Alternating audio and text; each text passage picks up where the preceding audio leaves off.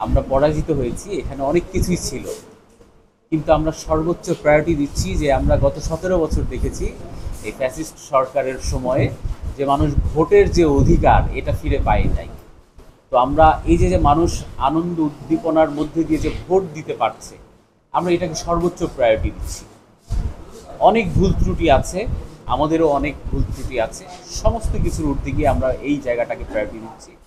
এবং আমরা পরাজিত হয়েছি, কিন্তু জয়ের নেশায় আবার ইস্যুতে আমরা বিজয়ী হব, এটা আমি ব্যক্তিগতভাবে আমি খুবই আশাবাদী। কারণ আমি হচ্ছে সাধারণ শিক্ষার্থীদের এখানে আসার পরে এর আগেও আসছি, এবার আসলাম, অনেকের সাথেই কথা বলছি, আপনাদের সাথেও আমি কথা বলছি।